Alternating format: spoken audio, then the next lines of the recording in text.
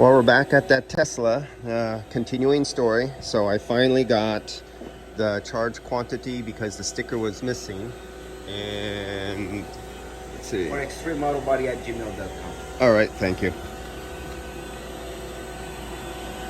So on this one here, could not get the sticker. And so the shop owner was lucky enough to get somebody who was certified to send them a copy of the sticker for this 2019. And my second source, thanks to MACS, thank you Steve at Max, he also was able to get some data, but it was 1 year prior, 2018, and I think he also said it was 660. So it appears the 2018 and the 2019 Model 3 long range dual motor both have the same refrigerant charge. So I'm about to fill this up to 660 grams and close that, kill my vacuum. We zeroed out and I already test the scale, scale 170, so my scale is reading. And make sure it's zero. Closed, open. We want 660 grams, and there it goes. We're at 130, 180, 235,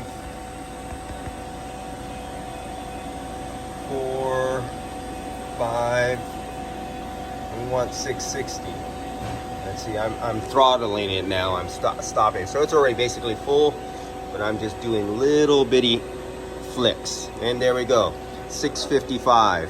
And there's a little bit more in the line, so we're good to go. So I'll get this thing started, and definitely calling up Tesla service is no help at all.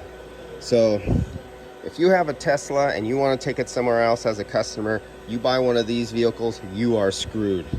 And this is like having an Apple phone, having to fight that right to repair bill. Tesla is literally trying to keep anybody else from working on their vehicles, so everything has to go back to them, but they're so screwed up, they cannot even handle the volume of work they have, and cars are literally sitting for months not getting repaired because of Tesla's inability to even take care of their own customers. Something has to be done about this, and they're about to get to the point where if they piss me off, I'll be doing some nice videos about Tesla and why not to get them. But as it is right now, I love their cars. My wife has the Model 3. It's an excellent vehicle. And the company just has major issues. And it's been too many years to make excuse saying they have growing pains or they'll get better. No, they need to be bitch slapped and fined and forced to release information and parts, because this has definitely been ridiculous. If anybody's watched Rich's channel about Teslas and the ordeal he's had to go through to get Tesla's parts, you'll know what I'm talking about. And yeah, Tesla has some issues, but the Tesla car I like.